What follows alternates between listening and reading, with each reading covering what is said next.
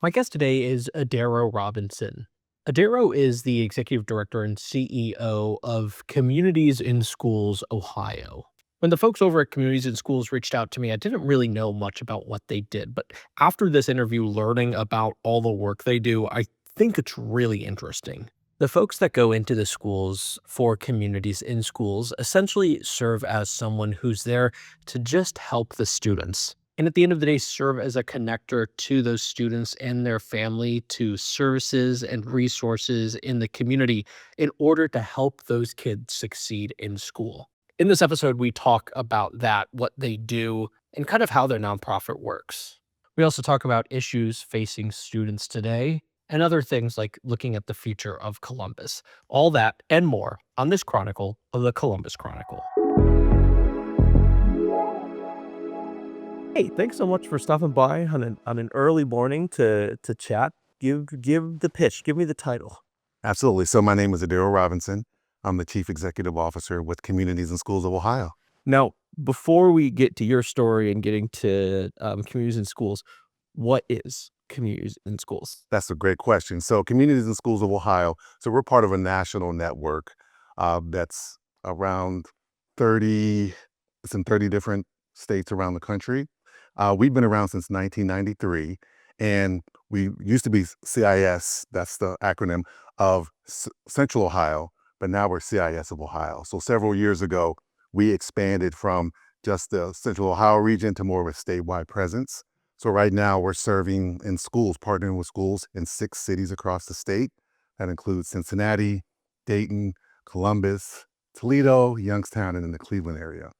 And our work is centered around providing additional support services to students that need additional help and support addressing certain barriers that they may be having in their educational experience. So our staff, we call them site coordinators, partner with schools, K through 12, some public and charter, and they go into schools. They're there all day, every day. So it's not after school, it's not summer. And we work with the school staff, administrators, teachers, and identifying those young people that need additional supports and addressing those barriers. It could be academic, it could be attendance, it could be behavior, it could be school culture, it could be anything related to what's going on at home. So there's also this connection to the family, excuse me, but we're also bringing in resources that the school wouldn't have access to otherwise. So, and that could vary from school to school. So it's very holistic, and it can be catered to what that student needs and to what that school community needs as well. So, and we currently this year we're serving in 45 schools across the state. Yeah. You beat me to my next question. Yeah, that's so originated here, kind of in the Central Ohio area, and now it's just basically it's doing kind of statewide efforts. That's Yes. So yes, we have our, there's different affiliates in other parts of the country, and it may look a little different. So here in Ohio, our central office is here in Columbus, but we have folks that are working in those different schools across the state. But it might look different in North Carolina, where you have a communities and schools of, let's say, Charlotte. Then you might have one of another county. Then you might have one that's statewide. You know, when I was in Georgia, we visited that affiliate. They have a CIS of Atlanta. Then they have one of Georgia. So it just depends. But so we're unique in that way. oh, Yeah. that's cool. Kind of talk to me. I know you said it varies from school to school, but like if you could distill it down at a high level to some of the things you know that you would in a lot of the schools, what are some of those things that those people are doing in those schools? So what's really consistent among what the work that our site coordinators are doing, we call them integrated support services, or ISS. And what's consistent about those is when a site coordinator, when we partner with the school, will sit down with the school and their leaders, teachers, whatever that leadership team is, and we'll do a bit of a school assessment. What does the school need? So you think about, I'll use like an inverted triangle, tier 1, tier 2, tier 3. So they look at what types of services that school would need based off of those tiers, and the ISS integrated services that could go within that. So tier 1 would be like whole school supports. What does that look like? So in this particular school, it may be around attendance, or it may be around something else as it relates to the school. Maybe it's free and reduced lunch, so it's low economic. So there may be some things going on that are impacting the students' attendance, or maybe some academic things going on. So they'll look at what they could be doing to help the school and come up with a goal and a plan for that. And then you funnel it down that inverted triangle, more targeted support services. For example, in one of our schools, The site coordinator does something with the young women because she noticed that there was a gap. There were some other things that these young folks needed that she could really help devise and put together some programming for those young folks. And then you come down to the third tier, that individualized case managed support. So that's where you get a lot of that one-on-one. And so the site coordinators, based off referrals, will identify those young people based off data, referrals, need, and identifying, if I was working with you, I might come up with some goals around academic and attendance. And I'll work with that young person, work with their family in identifying what that is and what's the plan for getting you from here to here. Yeah. Oh, that's so okay, so if this is like a dumbed down version of it, please excuse me. But so like I do the big brothers, big sisters, and we kind of do, and it's like not really as much school focused, but more of like the after school focused stuff. Where it's like coming up with goals, talking with the family, doing that. So you guys are like all in the school, or do you also do some of the stuff after school? Well, not so much after school. A lot of our work is throughout I the guess that makes sense. the Communities in traditional schools. the traditional school day, depending on the relationship with the school and how the site coordinator is, because you want to be part of the school. So we're not there to supplant any teachers or any social workers. We're there to be an additional support. So we have some site coordinators, they coach basketball or they're assistant coach on football. Some may do volleyball or they may have other activities, but we're not a traditional after school program. But we do, anytime school's in, we're there as well. So a whole school support could be something, uh, as kids are coming in, you think about when you were going to school, the teacher's greeting you. Hey, how was your day? Come on in. I'll see you this afternoon. We'll have our session or we'll have our time together. That's kind of a whole school support, a very small one, but then it can look something different. Another example, we have a school we partner with out in Dayton, and they have a school support store. You may have heard of some of those where it's a resource closet or a resource room that may have clothing, supplies, hygiene items, snacks, food, those types of things that students could access. And that I visited that school, and the principal was very, very excited that site coordinator is here. I'll give you the project. She put it all together because the principal's doing what a principal does. So she has to run around the school. She's got her walkie-talkie to have that additional support to help put together that initiative, and that the families and students could take advantage of it. Right. So and then all the students she's working with, and they're like, Miss, it's good to see you, and I can't wait to, be hanging out with you. And I did well on my tests and stuff like that. So, and it's all rooted in relationships. So nothing can happen, nothing can be achieved without our folks building strong relationships with school staff and students, and in many cases, their families. Yeah. Yeah, I love that. I definitely have many more questions on this, but before I go down some of those rabbit holes, I want to know your story because you said you Sure. grew up in Driving Park. I grew up in Columbus. Yes. Yeah, tell me about the early years and how you got involved, how you got to this point. Absolutely. So I wasn't born in Columbus. I was born in Kansas City. And when my dad got a job working at Columbus College of Art and Design, we moved from from Kansas City to Columbus when I was like 4 or 5. So I was a young guy. And I grew up in Driving Park, which is, for those who don't know, it's the Livingston Fairwood area, that Rainbow Park area. And I went to Catholic school my whole life and graduated from Bishop Hartley, went to Denison University. I thought I was going to get into computer science, but realized you got to know a lot more math than I was. uh, I'm with you. Yeah, I'm with you. I'm not as, I like computers, but the math is killing me right now. And I wasn't sure what I wanted to do after. And I remember I was sitting at home. It was the summer right after I graduated. My dad, he had an art studio downtown, and he was coming out the art studio, and he saw all these young people going into this building across the street with these red jackets on. And he's like, what is that? There's like 50 of them. He went and got a brochure. He said, hey, you should think about this. It's a service program. You spend a year doing service, you get paid, and you get a chance, some of the dollars after you finish your service hours, it can help pay back some of your student loans. I was like, oh, that sounds pretty good. And plus you need a job. If you're gonna live here, you got to get a job. So I explored that, and that's kind of what started my experience. I did a service year in the Short North at the old Second Avenue Elementary School. The building's there, but the school has since closed. And I worked in the 5th grade classroom, and I did a whole lot of service projects with my team around the city. Probably the best experience I've ever had. And I did a whole year of that, a lot of service hours, working with young people. And I said, oh, I like this nonprofit work. So I went from city year, I was on staff for a little while, leading the team, and then I worked different nonprofits from United Way to Columbus Urban League. I worked at another nonprofit, Columbus Compact Corporation, doing a lot of community-based work. And I got a chance to see it from the program side and then got a chance to see it from the funder side. So I got a chance to really understand how nonprofits work and how they serve different populations in Central Ohio. And then I came back to City Year and was working there. I just left there, and now I'm here at Communities and Schools of Ohio leading this work. Yeah, so my 30th year in nonprofit, 30th? 30th year. Congrats. So right out of, I've done nothing. Well, I taught for a little bit, but the nonprofit world brought me back. Yeah. Yeah. So obviously, and you've been in that nonprofit world now for 30 years, like you just said. Talk about the needs that you see here in Columbus and Central Ohio. Absolutely. Absolutely. So I've seen the city's experienced tons of growth. I mean, just the company, you can see all the landscape of cranes and all the development and construction, but the needs in Columbus have always been there.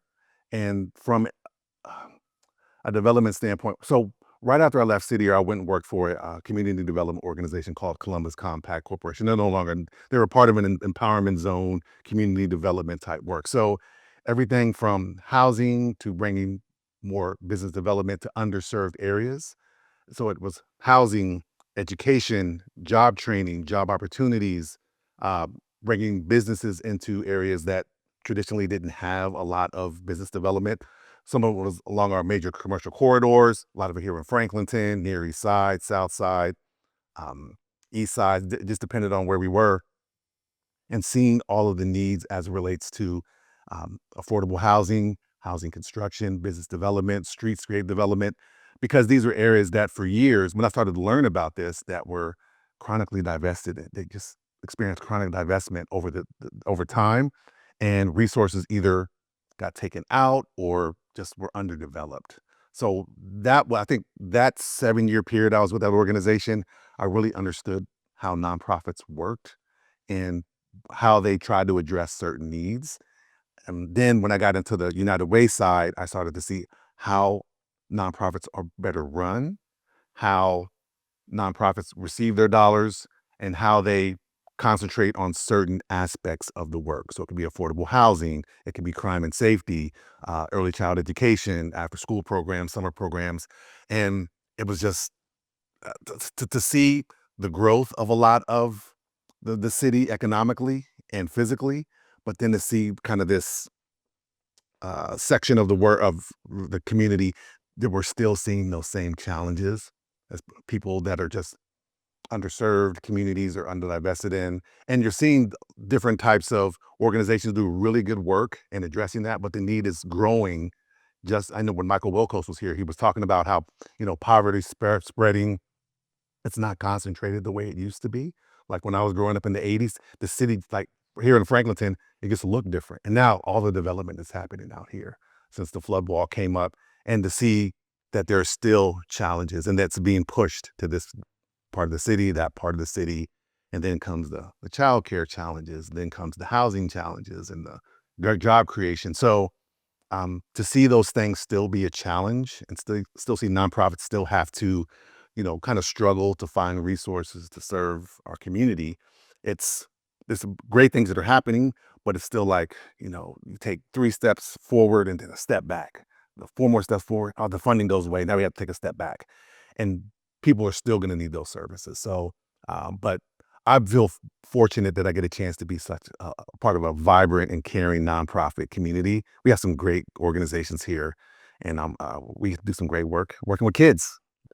One of the things that you brought up that I'm curious about is you mentioned, and I might butcher exactly how you said it, but basically like you learn nonprofits and then learn about nonprofits, how that works, and then you learn like how to be a smart or a good nonprofit, basically like how to manage the funds really efficiently. Kind of talk to me how your funding structure, how you guys get funded. Absolutely, that's a great question. So if I had a pie chart here, I could show you that 50% of our funding is in partnership with the schools themselves. So we go into agreement with each school we work with, and they pay a portion of the cost to have our site coordinators in the school. And then it's my job and our team's job to fundraise for the rest. So, for example, for those who understand anything about education funding, many schools are funded through what's called Title I. So you may see some schools go into their Title I funds to help cover some of the cost. And then we split the cost down the middle. So we pay a portion and then they pay a portion. And then for some other schools, they may use school wellness dollars to help cover some of the cost of partnering with us. And then we have a portion of that pie is kind of private philanthropy, corporations, grants, and some public dollars. And then we have a smaller portion, which I'm working on, is individual giving as well. Yeah. Okay. So we're about a $5.3 million organization right now. Oh, wow. And Yeah. like, how big is like your team? Like when they, like, how many people are in the schools right now? And how many? Yeah. So our program team is the largest portion of our staff. So we have about 66 staff members, and the majority of that is program. And we have 45 schools that we work in, and we have 46 site coordinators in those schools right now. And then we have program directors who manage those folks and help guide their work. Okay, and what do you hear from them when they're coming and you're having those conversations? Like, what are they telling you that you mentioned some of the high level things, but what are some of the things they're talking about that they're focusing on in the schools?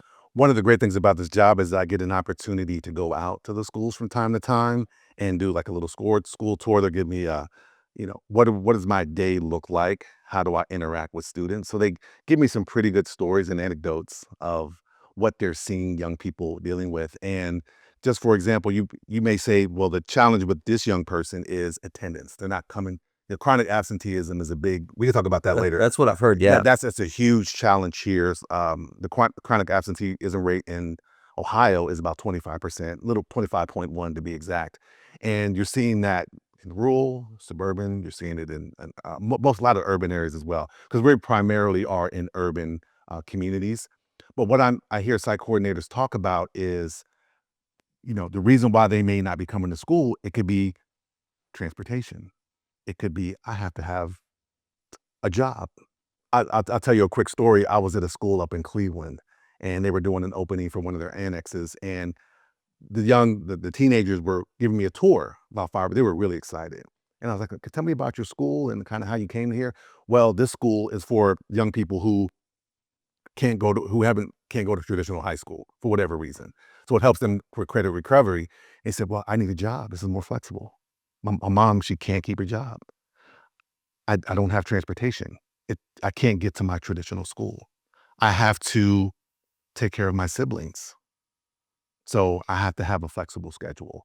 Or I was getting in too much trouble. One young man said, "I was getting too much trouble at that school and I was getting suspended anyway. So I needed to find something else that fit me a little bit better." That's an example of how some site coordinators tell me their students are showing up.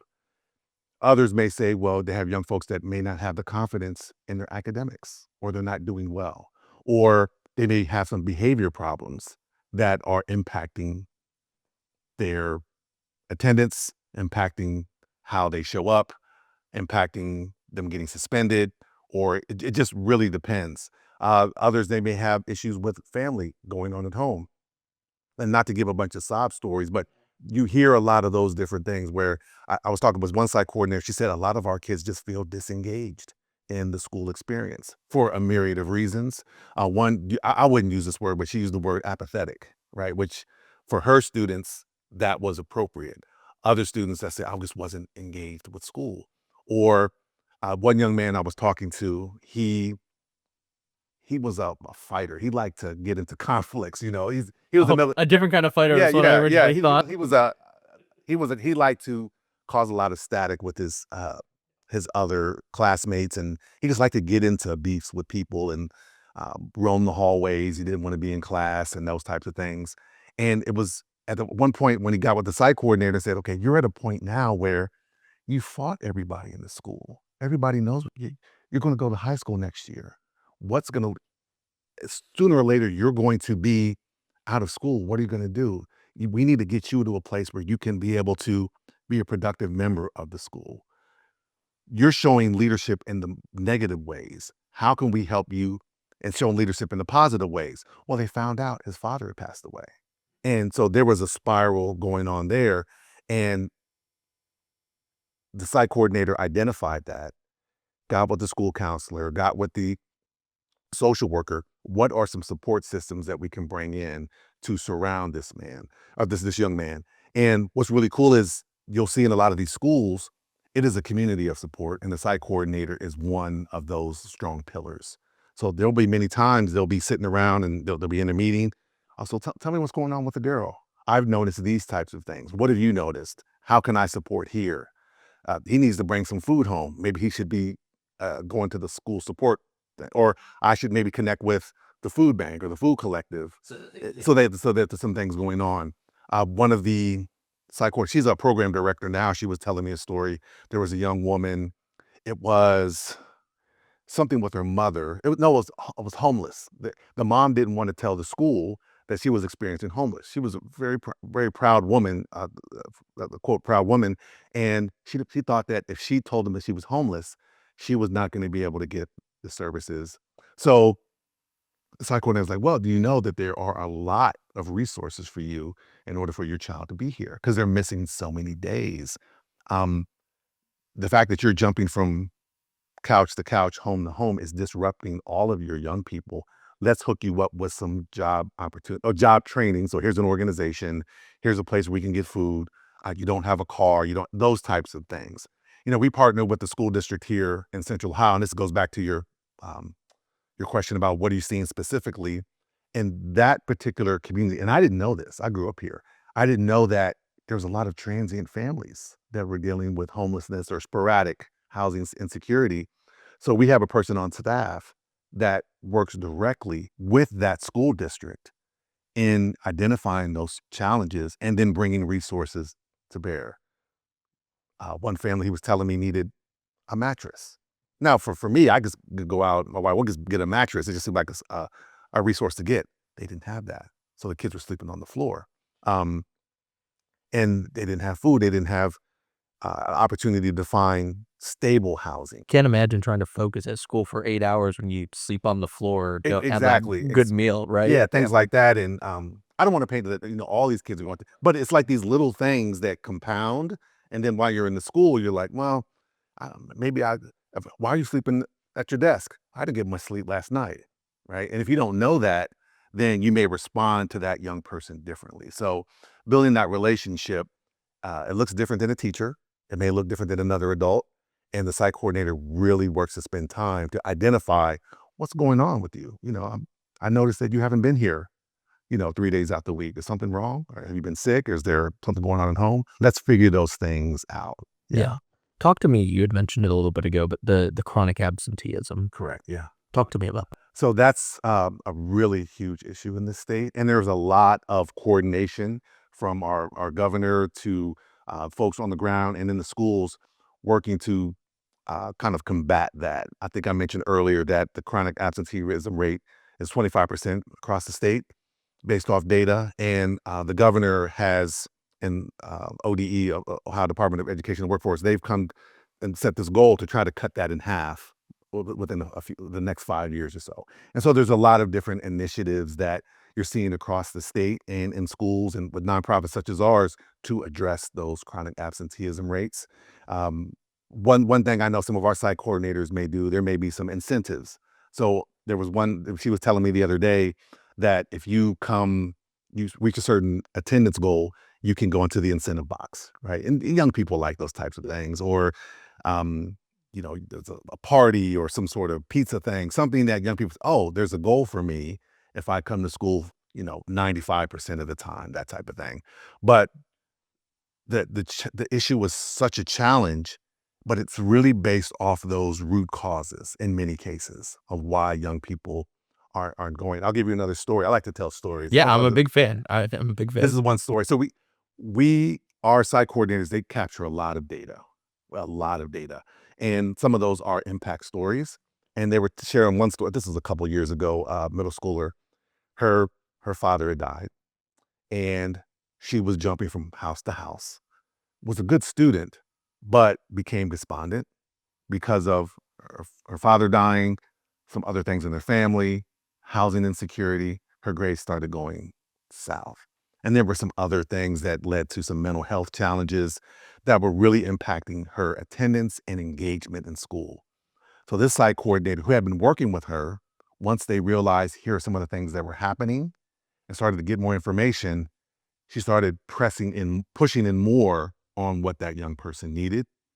Here's some other resources, here's some other opportunities. And over a year's time, her grades started going back up. Her engagement started going back up. She started doing more things that a teenager would want to do to have a good experience. And that site coordinator walked along with her during that path. Another story, a young man, I think he's in high school now. He had missed 32 days of school. This is the data to 32. His GPA was 0.88, not 0.8, 0.88, right?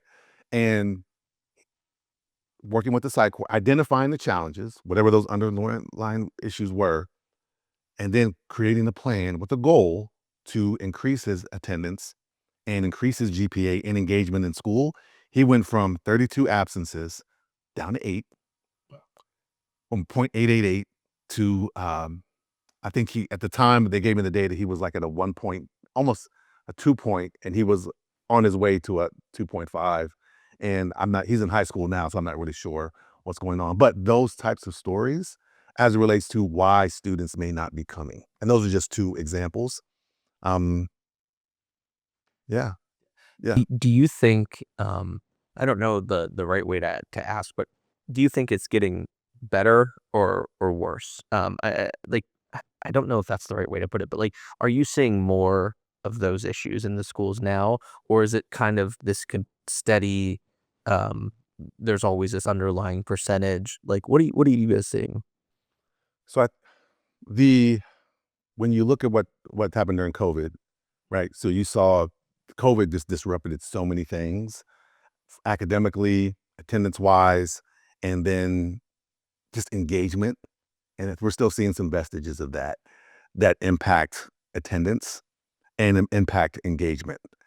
We've, I mean, you could say, well, was it a good idea to close school or wasn't it a good idea? I think that's a whole different conversation that has different opinions. But the, I think in some places you're seeing incremental growth or seeing it get better for attendance for young people. And other places it's kind of maybe leveled off or it's getting lower. I was reading some data the other day that talked about you start to see, in kindergarten, it may look a little different. Elementary, it may go up a little bit or go down, dip, where the attendance isn't that much of a challenge, but then you might see it more rise as they get to middle school and high school because his kids have a little bit more um, autonomy in, right? And then you might see it in the elementary school, I'm sorry, in the kindergarten, and I didn't realize either that there are some parents or some guardians who feel that maybe kindergarten isn't real school yet. That was a quote that someone said to me, that they don't see kindergarten as school doesn't start till first grade. Pre-K and K, it's optional. I don't know if that's the right term or it's not compulsory, right? But we know that it is. It's very important that young people are attending pre-K consistently in kindergarten so they can have a good start. I know when Michael Wilkos was here, he probably talked about the success by third grade piece, and it kind of that K through 12 is very, very, very important. So it kind of varies depending on what we're seeing. I think the issues are still there, but because schools are really putting a lot of effort into it, and we're partnering in that. So we're starting to see some incremental growth, but it's slow. It's not you not a you saw a a huge dip with the COVID, and then trying to come back from that. It's a crater. We gotta get those back on the right track. But the root causes, that's where we got to really hone in on in the school and outside of the school. And the last thing I'll say is the site coordinator, what they're really good at is bringing additional resources that the school wouldn't have access to otherwise. Another quick story time. I was in a principal's office. This was a couple of years ago. And on her wall, she had a whiteboard with all of these organizations, great organizations in the city that do all these different things. He said, our students need every last one of these things, whether it be mentoring, academic services, and just the whole list. I don't have the time or the staff or even the knowledge to bring all of them in here and monitor all that for effectiveness.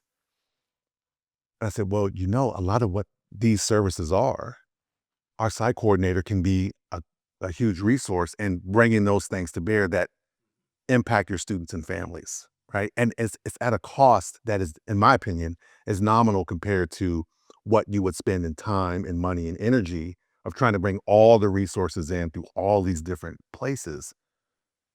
We have a person here that you don't have to really supervise that much, that knows your school, that's working with you to set goals, working with your families and your staff and your students, realizing, yeah, you need more of this, you need more of that, your teachers need more of this.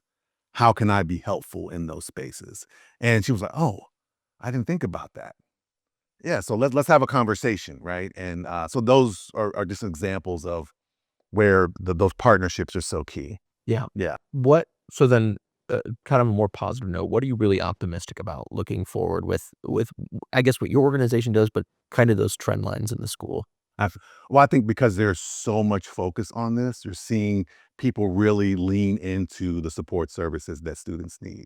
A lot of it, we didn't talk about the mental health. That's a whole other piece where there are so many partners that are concentrated on the mental health of our young people and the support services that they need. So I think that's been a very positive trend over the past couple of years, that the investment in that and the way the people are talking about it. When I hear superintendents and school board members and other folks, they're not leading with, well, our budget is this. I mean, those are important, or we have to do this about transport. They're leading with, we're here in service of our students, right? Well, I'm loving the fact that we're hearing that and that we can be a partner in that space. So I think that trend is starting to go up here. And then the resources that we're trying to bring, we're starting to see the fruits of that labor. So our data shows impact. Our partnerships show impact. So I'm very positive about those trends right now. Yeah. And I want to hit on the mental health piece real quick, because Yeah. I'd be really curious to know, because I do think, like, obviously, like, I have my own opinions about like the internet and all this other stuff, but like talk about the mental health aspect of the work you guys do in the schools. Absolutely. So our folks, they're not quote unquote mental health professionals. They're not clinicians.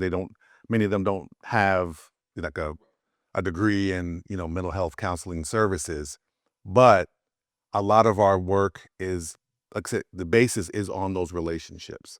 So having a relationship with young people to understand and what presents as a mental health challenge, and then having the access to resources, whether they be in the school or outside the school, to bring that service to that young person. I'll give you an example, another story.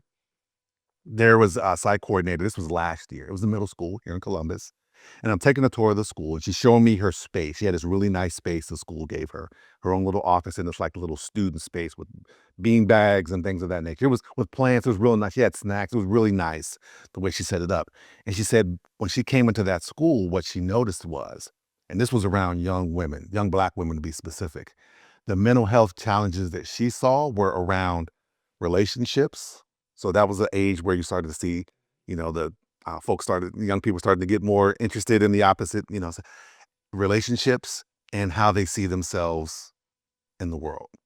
And the breakdowns many of these young people were having coming into her office, she said it was breaking her heart because they were saying, well, I'm having trouble understanding how to be a young woman.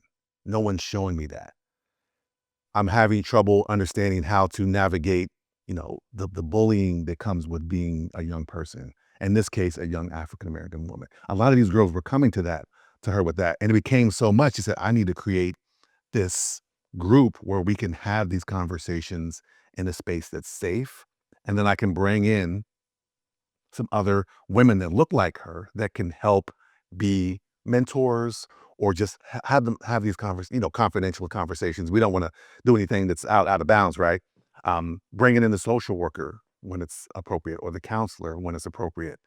Um, and she said the breakdowns these young people were having The technology wasn't helping either. So there was the online stuff, there was the in school.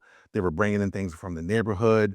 Um, they were so concentrated on interacting with the young men and not understanding that those relationships, you're not, you're still forming yourself, and you're concentrating on that, and you're missing out on the other pieces of your development.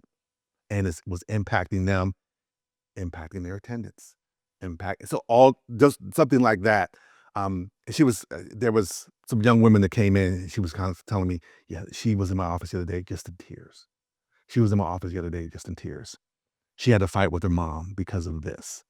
And now she didn't want to come to school, and I had to get her. So those types of things, you hear how what's going on at home, what's going on with their own agency, their confidence.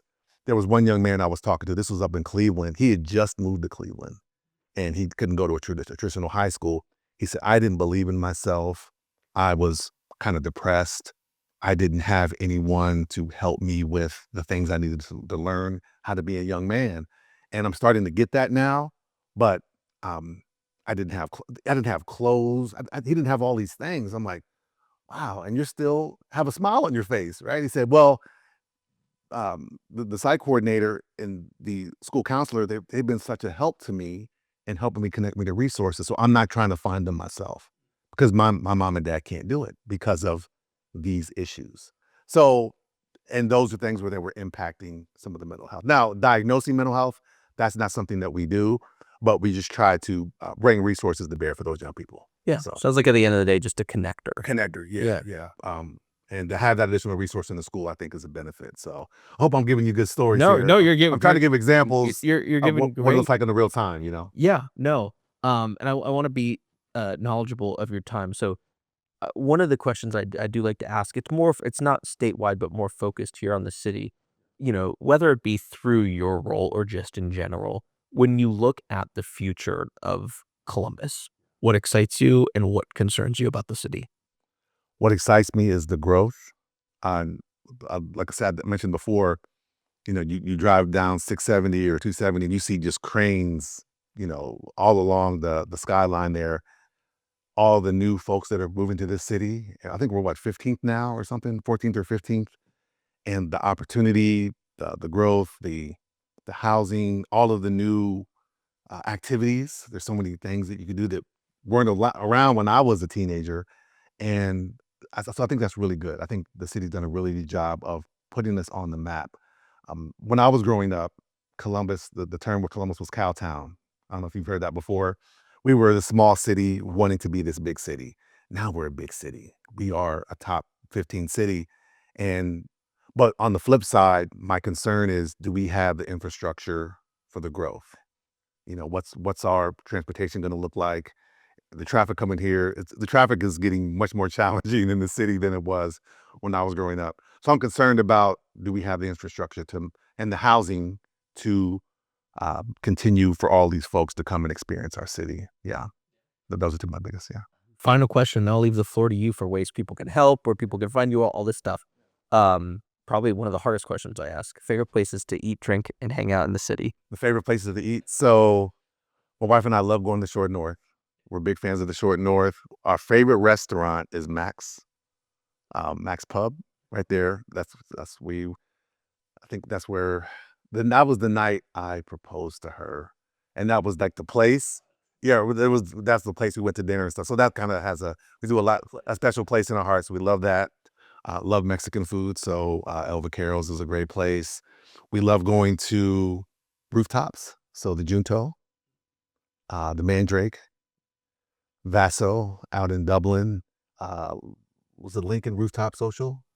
Lincoln Social. We love going to those types of, nice little places with the rooftop, with the fire pit, and have a drink and some food. So we love those places.